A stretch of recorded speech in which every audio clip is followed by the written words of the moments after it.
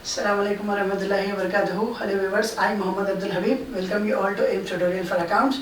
Continuing with the topic, in this video I will be explaining a problem for claiming exemption under section 54EC. Let us have a question. Page number A75, question number 37. Let me read out the question for you. During the previous year, Sri K. Giribabu sold his building situated in Bangalore for rupees 14,30,000. यहाँ पे who is the assessee? Sri K. Giribabu, and he has sold his building in Bangalore for rupees 14,30,000. तो यहाँ पे heading क्या आएंगी? Computation of Mr. Sri Giribabu income from capital gain for assessment year 2019-2020. Format क्या आएंगे आपका? Particulars amount. यहाँ पे working notes देखिए. First transferred asset क्या बेच रहे हैं आप? Building. Though the building is held by the assessee for more than 2 years, hence it is treated as long-term capital asset. अब यहाँ पे ये बिल्डिंग श्री गिरिबाबू कितने में सेल कर रहे हैं? 14,30,000. तो 14,30,000 क्या हो जाता है? Consideration received. उसके बाद देखिए, the cost of which is rupees 5 lakhs 10 years ago. Registration expenses incurred 40,000 and brokerage paid to purchase rupees 10,000. तो ये जो बैंगलोर में जो घर है गिरिबाबू का, उसकी वैल्यू क्या थी? 5 लाख रुपीज 10 साल पहले थी. इसके रजिस्ट्रेशन चार्जेस जो थे वो 40,000 थे और ब्रोकरेज जो घर खरीदने के लिए पे करे वो 10,000 थे. तो यहाँ पे ये जो 40,000 रजिस्ट्रेशन एक्सपेंसेस और ये 10,000 ब्रोकरेज पेड है, this is included in the amount 5 lakhs. तो यहाँ पे कॉस्ट ऑफ एक्विजिशन क्या है? 5 lakhs है. Next, after selling the building within 3 months he has invested rupees 4 lakhs in NABARD, which has been notified as specified securities under section 54EC. Compute income from capital gain if the selling expenses are rupees 80,000 and cost inflated index in the year of purchase was 137.37. Let us solve the problem. Heading जो थी वो already discuss करें. Computation of mister Shri Giribabu income from capital gain for assessment year 2019-2020. Format particulars और amount. ये working note भी हम already discuss करें. Transferred asset, the building is held by the assessee for more than 2 years, hence it is treated as long term capital asset. तो consideration receive कितना है? 14,30,000. अब question में अपने को सेलिंग एक्सपेंसेस क्या दिया हुआ है? लास्ट सेकंड पॉइंट में, if the selling expenses are rupees 80,000, तो selling expenses are subtracted from consideration receive. 14,30,000 minus 80,000 which is 13,50,000. This is called as net consideration. अब नेट कंसिडरेशन में से आपको क्या सब्ट्रैक्ट करना है? Index to cost of acquisition. How do we calculate index to cost of acquisition?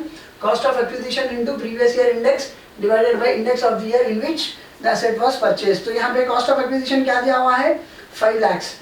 तो अब ये 10 साल पहले 2018-2019 अगर आप प्रीवियस ईयर कंसीडर कर रहे हैं, 10 साल पहले मतलब 1 अप्रैल 2001 से पहले. When the asset has been acquired before 1 April 2001, और then the cost of acquisition will be taken as higher of the following 2 amounts: original cost of the asset and fair market value as on 1 April 2001.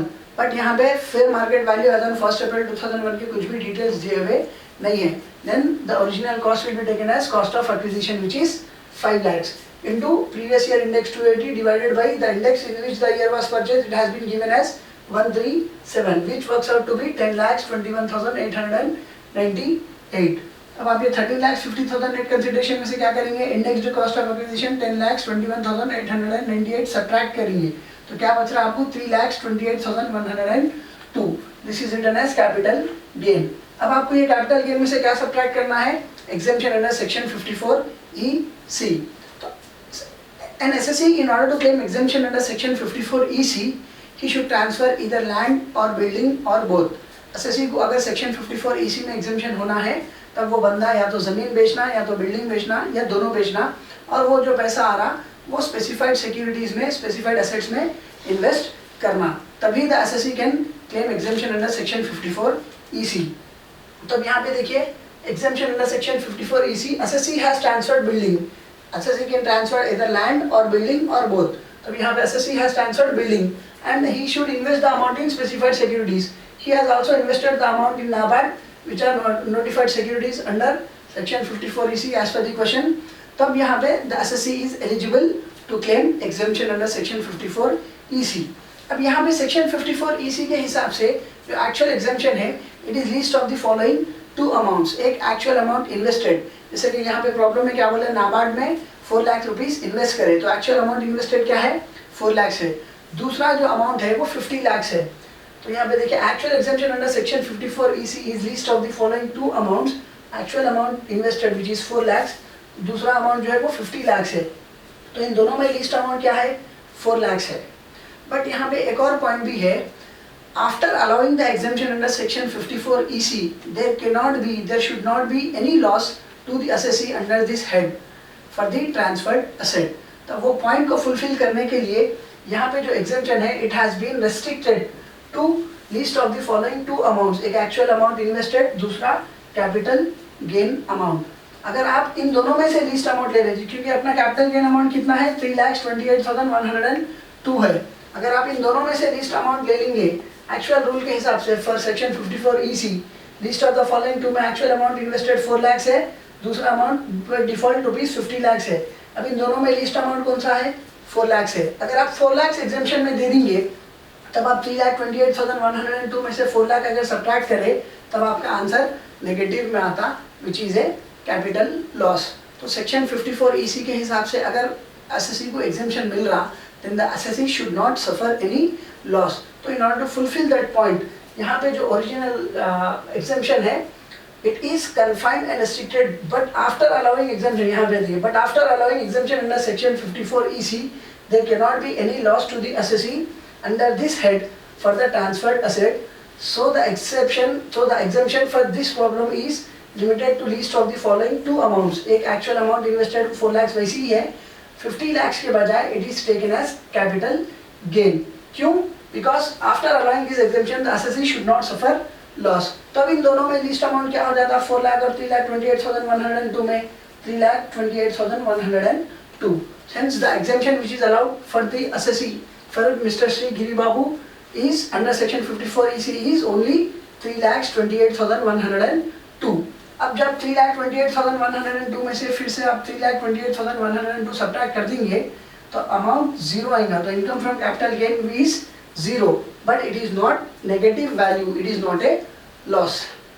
तो समझ में क्या आया, section 54 EC में अगर exemption claim करना है the assessee shall transfer either land or building or both, and again he should invest the amount in specified assets. और यहाँ पे एक और मज़ेदार चीज़ क्या है, एग्जेम्पशन अंडर सेक्शन 54 EC क्या है, एक्चुअल अमाउंट इन्वेस्टेड और 50 lakhs whichever is less.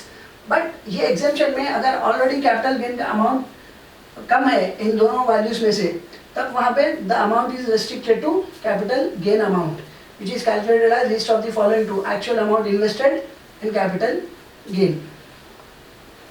Hope you have understood the topic and hope you have liked my video.